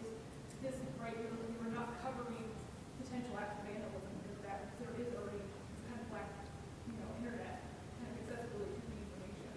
Whereas we can't share it, they're still sharing it. So I guess it's that. The law applies to us. We're the ones who are not allowed to share it. And we're not going to share it if you're going to share it. But we don't have control over what's already out there. And we don't have the authority to go into your houses and control that. That's not what we do. So I guess that's the education, though, that we put out there to tell the public, hey, we are removing some of these too confidential. Because I think a lot of the public would want to work with us and make sure that these sites are protected, and, they would like to go back there at some point. So I guess, will there be internet? Will there be a movement of education to make sure that the public's on board with it? If I understand the regulation correctly in the law, casual collecting is permitted, but it doesn't technically allow a casual collector to disclose locations. Is that correct? Casual collector, the law the confidentiality applies to us, not the casual collector. So the casual collector can talk about what they found and where they found it. You're allowed to go on public lands, take photos of yourself doing all sorts of things and publish it and tell people where you were, whether we enjoy that or not. However, yes, the only way that we can reach the public that way is through education, outreach, getting the word out. And I think a start would be to have a policy that we all, at least generally, can agree on, and then you become our ambassadors for that. And the education and outreach comes through you, because you're the ones taking the students in the field, you're the ones contacting the public, and so on. Hi. So thinking more about the National Park Service, I know that you can't do casual collecting there, but if you're talking about common fossils and the fact that the law states that you're supposed to educate the public, is it possible to collect invertebrates and plant fragments for purposes of education if you are a Park Service employee without having a permit? No. Okay. I was just curious. I'll give you a more serious answer. The Park Service does issue permits to collect for educational purposes. Even employees need to have a permit. Everyone needs to have a permit. Now, that permit may be in the form of their job description, but it has to be written down what the authorization is, what they can do, what they can't do. But of course, the Park Service can and does collect for interpretation and so on. So I just want to follow up on what Brett was saying.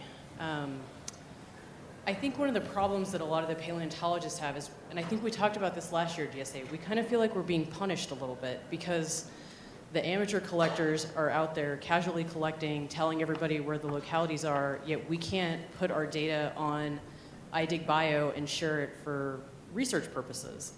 And I think that's a problem. And I think also with the permitting, I want to reiterate what Peter was saying about going and prospecting and having to get permits just to go prospecting over very large areas where I could normally go out as a casual collector and go, that's casually collecting to me, but because it's potentially for research now, you have to get a permit for it, right? And I think in some ways, their backs are up against the wall a little bit because of that, and we feel like we're being punished for doing science, I guess. We view it as come join the family, get a permit. You can get a statewide permit. You can do everything within the scope of that permit. You tell us what you want to do, and then you get access to sharing locality data. You have access to all of that. Now, obviously, we're hitting up on a conundrum here about what casual collectors can do versus what professionals can do. You've all read the law. Help us. Tell us what you think. But we have to do it within the scope of that law. But by all means, tell us how we should do it. Yeah, let me just jump in here real quick because I've worked under one of these kinds of permits in Wyoming. And the first year, I had the same impression as you. It was like, this is a hindrance to paleo. But it went very smoothly. Last year, we blocked off large areas of Wyoming, and we did our reconnaissance. It was not a problem. And field officers worked very well with us. So, Peter. Maybe it'd be helpful. I'm just looking at the law on my smartphone here. The word share doesn't appear. The word confidentiality doesn't appear. It would seem that there's a lot of wiggle room. The key clause is C3. Specific locality data will not be released by the permittee or repository without the written permission of the secretary. So it seems like there's a lot of wiggle room in that key phrase, will not be released, which is all I see in this law regarding this whole issue of sharing and confidentiality, words that don't appear in the law. To accommodate reasonable science. So maybe that's a dialogue we can have. Yes, and also then at, where was it? I should just be right on it here. Where's confidentiality? We should have printed copies to Gotcha. distribute. There's confidentiality, except. Are you reading, this is the law? Yes, same law. Yes, except that disclosure is allowed when it will further the purpose of the law, and the law requires research, outreach, so on. So convince us that it needs to be released in order to do the good research. Well, the thing is that researchers can do that when it's been allowed. And when you say convince us, one of the things you're saying is during this period of consultation, one of the things we should do is formally respond to that. Yes. During that period, because that's going to be an important period, that 60 days of consultation once the draft is published. Yeah. And I apologize for using the words convince us. You need to share with us, tell us what you think this needs to look like, which you are, I think, being pretty clear about. But we need to hear that. We also need to see that in writing during the public comment period. We were just as clear with the fire service, obviously. Nothing happened. Well, let me address that. No, very quickly, and it relates to the same comment I made before. We are obligated, to write a regulation that is consistent and does not contravene the statute, which we did not write. It was given to us and said, okay, here you are, you need to implement this. Those words, that you just read are from the statute, all right, that the confidentiality. So the default condition was set up by statute that things are confidential unless we, allow the release. Information concerning confidentiality, section 6309. It's a title, confidentiality. It shows up in two spots in the law, and you just read under the permit terms and conditions. One of the terms and conditions under a permit is you don't share the locality, but then it comes further here, confidentiality, and this point applies to the Bureau. But if the Bureau is authorizing its sharing, then you would be allowed to also. I think what we're saying, though, is that one of the first points was we're managing by scientific principles. So if there's a contradiction in the law where it argues on one hand to manage by scientific principles, and on the other hand to have confidentiality of localities, if in fact the broad principle in the science is non-confidentiality, then there's a conflict and you should hear the feedback of the community and make the regulations accordingly. And when and I will, speaking on behalf of BLM and DOI, when the comment period comes, tell us that. Tell us, don't tell us you don't like the law, because we can't do anything about that. Tell us how this should be written to be consistent with the law and also consistent with your needs. Please. Since we all seem to want all the locality data released, although maybe I shouldn't speak for all vertebrate paleontologists, I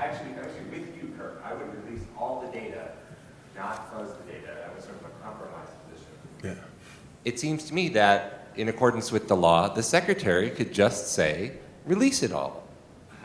Right? Okay, that's what we're asking for. Right there, in a nutshell, there's your comment period. Release all the data.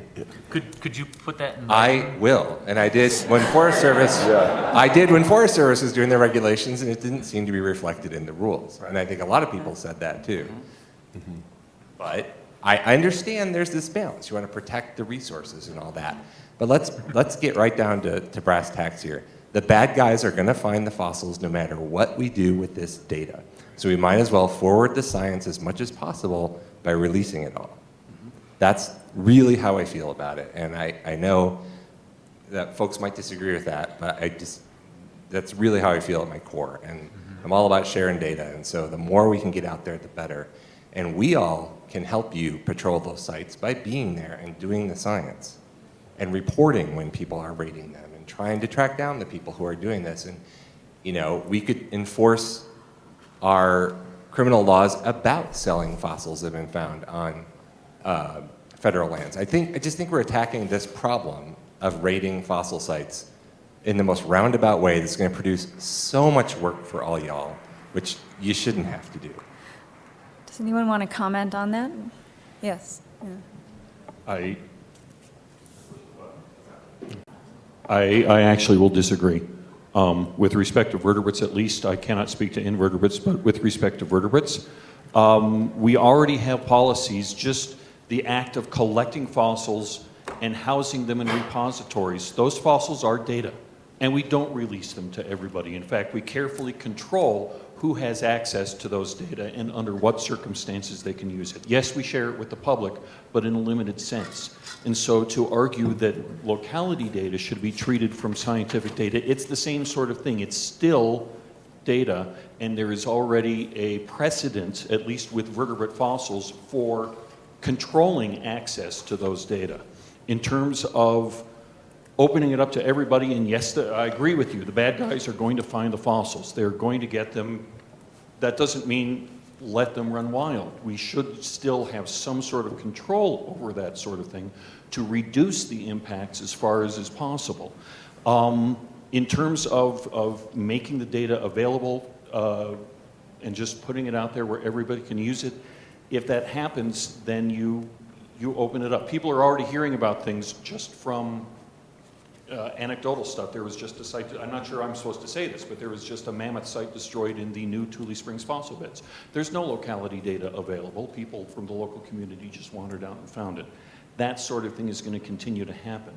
With invertebrates, honestly, if you were publishing fossil data, it's not necessarily going to impact the significance of that fossil. If I publish on a carnivorous skull, it's not going to affect the skull, it's going to affect the science. But if publishing on a locality is going to potentially damage that locality and other associated fossils, then this is the Paleontological Resources Preservation Act.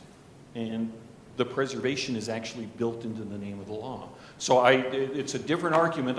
For all the invertebrate people here, I apologize, but at least with respect to the vertebrates, I think there's a very real need to at least control who has access to those locality data. And it is a conundrum to enable the science to move forward. But I think just throwing it out there and hoping for the best. We can't police things now because there simply aren't enough people. And I hear what you say, we can go help people find things. We can go help the agencies and so on, except that we don't even have enough time to collect all the fossils, much less go, and I'm not Batman. I would like to be. But I'm not going to, give me the fossils. It's not going to happen.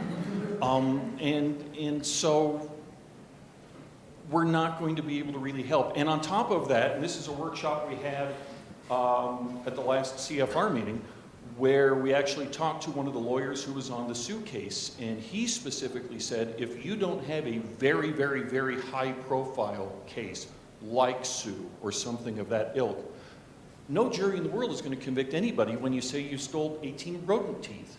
It's not going to matter to anybody. And so even if you catch them, even if you prosecute them, It's probably not likely to go anywhere because outside of this room, not a lot of people are getting all that worked up about it unless it's a Tyrannosaurus or a mammoth or a hominin or something like that, in terms of, again, of the vertebrates. And so at least making the initial effort to protect the data. And I understand about the science, I really do. The locality data are essential, but there should be some sort of control to make sure that the resources are protected and preserved to the best of our ability. Great. Okay, one response by Peter. I think it's healthy that everyone can basically state their opinions on this because that's how we move forward in trying to come to some sort of consensus. But go ahead, Peter. I am actually trying to be constructive. I think I caught up with you. You were just reading from section 6309, part 2. Correct. Disclosure would not create risk of harm to or theft or destruction of the resource or the site containing the resource. Is this the solution? When we come to you with the permit application, we write a paragraph about whether we feel, where we solve the disclosure issue at the permitting stage. We make the case for why the site should or should not be subject to confidentiality. Yeah, I think that would be great. That would be because we need your input to tell us about that. Could it be there or at the annual report? Either up front or later, at any point during the process, really. We need to hear from you because we are required to make these determinations. So I'm not going to collect it if I can't disclose. I'm just not going to do it. Then do it up front. Yeah, and there's one question, sorry, just about permitting that I wanted to move through the rest of the two questions that have applying for permits changed because of the PRPA, and it sounds like this would be one change where we have to proactively justify and learn the absolute wording of both the law and the rules and make sure that we sort of are proactive in permitting. That's how I see it anyway. Yeah, go ahead. Yeah, I have two questions, I guess, or a statement and a question. The first statement is I think there's a little confusion that I keep hearing about disclosure. Well, Scott said it, disclosure versus sharing. I think we all agree that the science needs the information. And I think that in general, we would share locality information with everyone in this room. But we're doing that to advance the science. What we wouldn't do is post it to a resource that, like a publication or a website that we have no control over, and then we lose the control. So I think I hear a lot of concern about sharing of the data for the science, and from my perspective, we've been doing it in vert paleo for 20 years. Where in publications we say, if you need the locality information, go talk to the museum. It hasn't diminished vert paleo in the least to have that level of a filter. And so my question is to the invert and plant people, do you think that your resource is not being looted? Yes. Yes. Yeah. I can tell you it is. No, and the percentage, I'm like, obviously there'll be extra collecting, but our resource is fairly ubiquitous. And if it's looted a little bit, I mean, the problem is that the spatial distribution of our taxa is quite important to publish. So it's different than vertebrates, right? So I feel that we really do need to publish along an outcrop that might have fossils for 20 miles. It's pretty important to say where along that outcrop you sampled it. If someone comes there and digs there, that's part of casual collecting in their official size, how many pounds per day. So I don't call that looting, I'll call that casual collection. Now obviously there are places where people bring bulldozers in and take huge things out, that's looting. But there is a real distinction between hobbyist collectors, and I think we haven't talked about it yet here today, but I fear for the future of avocational paleontology. I mean, the Strimple Award in the Paleo Society gives a medal to amateur paleontologists who do great service for science. And they're all people who I guarantee you have collected more than 100 pounds of fossils a year. And they've really done tremendous service. And I think we're really lumping them in with people who walk along and pick up a shell occasionally is creating, it's really disenfranchising that group. There's putting a lot of efforts on the professional paleontologists, but those avocational paleontologists, many of whom are the lifebred of certain formations and have been working for many, many years, are now shut out, yeah. Can they not get permits? No. Kirk, you just hit on the avocational paleontologist. We're not even calling them the public casual collector. These avocational paleontologists, and I'm preaching to the choir, okay, are people who know what they're doing. These are very qualified collectors. The law does not have a niche for that right now. So help us. Look at the law and tell us how we can accommodate the avocational collectors, because that is the one part of this law that has kept me awake for 7.5 years.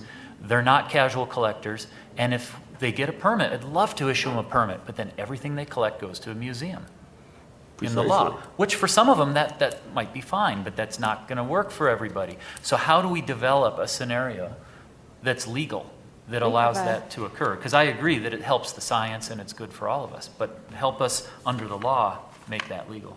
We have 2 questions, one here and then one over there. I have a follow-up question to the last question. I spent the last 15 years in Garfield in Kane County, Utah, and I worked for the Forest Service as an intern, where we were not put in uniform because it might cause antagonistic reactions from the populace there. I think we're trying to put a one-size-fits-all solution here, and it could be that there are some areas that merit more protection than others, and perhaps it would be better to focus our efforts in some areas and be a little more relaxed in other. Is that a possible answer? Who wants to take that? Well, I think it is, and I think a lot of how we are going to implement this is going to be context dependent. Reflecting circumstances at particular sites in particular geographic areas. It's the it's the common sense way of implementing what would otherwise appear to be a very strict and rigid set of regulatory language. And one of the things that I know within the Forest Service, and possibly DOI as well, I would hope DOI as well, is that we have always, the few paleontologists that there are in the Forest Service, have prided ourselves in not being cultural resource specialists, in not implementing the paleontology program like ARPA is implemented. Okay, because if you were cultural resource specialists, I mean, basically almost everything that we're talking about in this room would be against the law. Okay, any type of collecting. There is no casual collecting on federal lands or artifacts or anything like that. So if you really want to talk draconian, okay, look at ARPA. And we have taken great pride in the Forest Service in saying we don't implement paleontology like ARPA. And where there is a lot, but ambiguity, what constitutes rare versus abundant, or uncommon versus common, so on and so forth. We like that because it allows us to apply common sense solutions. When you start putting numbers, start putting somebody at one point during the context of the responses to public comment period said, well, how about a list of taxa for every locality, what's rare and abundant? And then say, okay, that's not going to work for anybody because once you put that list together, that's it, that's law. Okay, you can't listen. You want to have the common sense to be able to be flexible and do what makes sense in a particular context, yet still stay within the regs. That's why, in certain cases, they were written with a little bit of deliberate ambiguity. Okay, because we wanted to be able to do the right thing, the scientific thing, as opposed to, I mean, you should have heard some of the discussions we had with the attorneys that said, whoa, wait a minute, you need to put this black and white, no ambiguity whatsoever, because if we want to enforce this in a court of law at any point in time, you can't have fuzziness. Okay, and we said, no, we want fuzziness because we want to do the right thing in the right cases. Okay. Thank you. 5 years in jail, forget about it. Yeah, 5 years in jail. Well, but that's the other thing too. It's legitimate. People are concerned with that, breaking regulations and everything. But nobody here wants to go out and arrest people. Okay, I mean, I say that honestly, right? Nobody works in the regulatory. We don't go into the Forest Service or DOI, Bureau of Land Management, with the idea of I want to be a quasi-enforcement officer. I want to go out and ticket people in the field, you know. not So the let me get mindset. one more question. Yeah, we only have about 10 and minutes because we're left. getting so close to our yeah, we time, have one and more we have issue one more after the person. question. Hi, I was just wondering, what is the volume of that like casual collectors can actually collect in like a day or versus a year? Because petrified wood, it's like 25 pounds 25. per day, and I think what I read in the law it was like 10 pounds per year. Was that correct? 100. 100 per year, not to exceed 25 per day. So like, okay, so like in certain units, well, for example, there's localities around the western interior that have ammonites. They're very frequent actually, that are, ammonites are 2 feet in diameter and weigh 50 pounds. And their ammonites are everywhere. So if a collector goes out, would they like fulfill their whole thing within literally a day? Or, I mean, some of these ammonites might weigh 100 pounds. And it's just kind of this is what I was wondering about. Would they only be able to go out that day and then they're done? Well, I mean, the whole beds are filled with those kind of ammonites. Well, that's curious. yeah, no, I don't have a necessarily satisfactory answer for you, okay?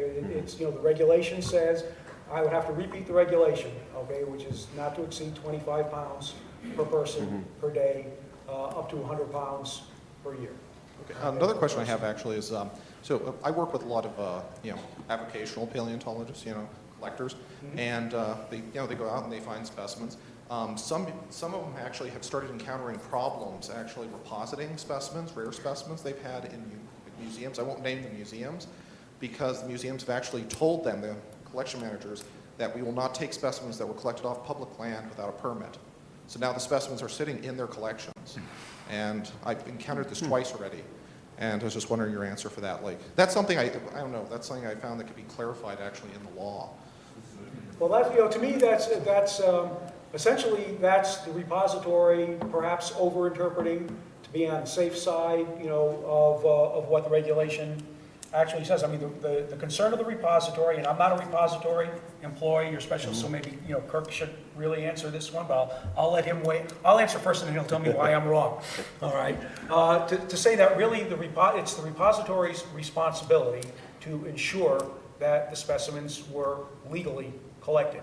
If a casual collector collects within the specifications of casual collection and has collected their specimens legally, okay, there's no reason why a repository should not accept those. So if a repository is just refusing to take them because they want to see a permit, all right, that you collected them under a permit, that's really a repository issue in terms of overstating their case, because they didn't have to do that. They didn't have to make that policy, so they're kind of over-policying it, all right? And that's the repository's decision.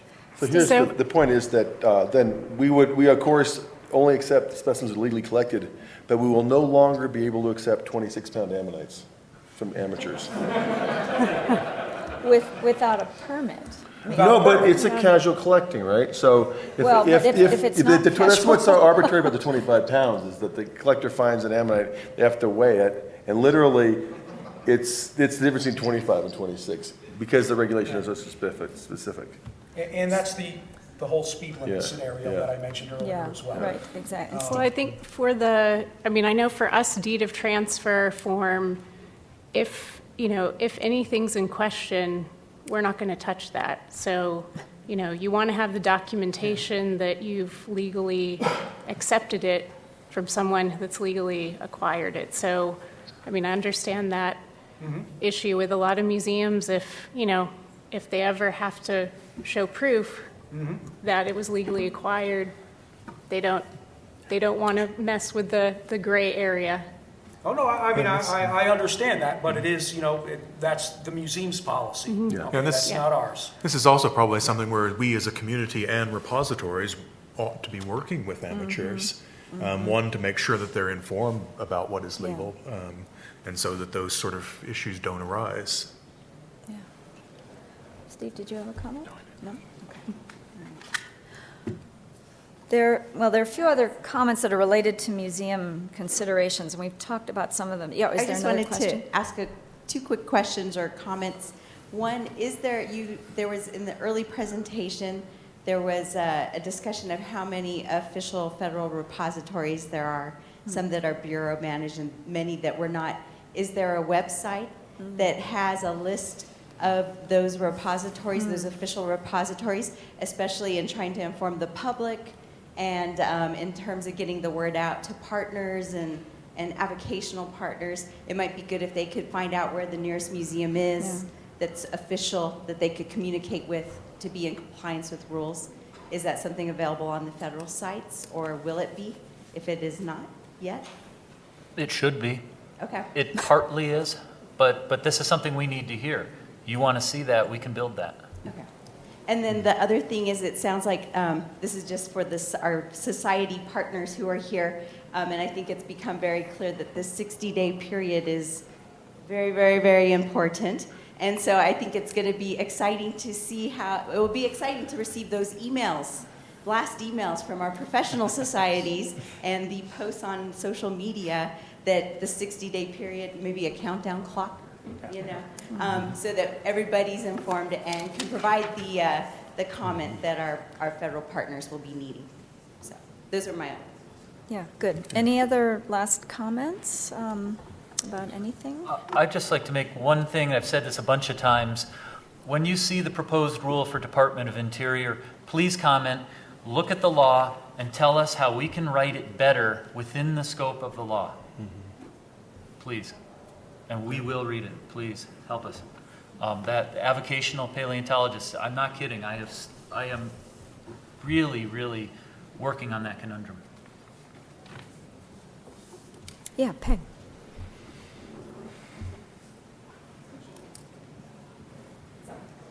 Could you just clarify something you said very early on, Scott, speaking specifically, that caused an uproar in the room about publishing locality data that's already been published and is already part of the public record? I'm thinking in particular of things like, and I don't even mean a person going out and collecting. If I'm going to the Smithsonian and looking at USGS specimens, whose beautifully detailed locality information is published in USGS publications, can I not use that locality information in my research in a published paper?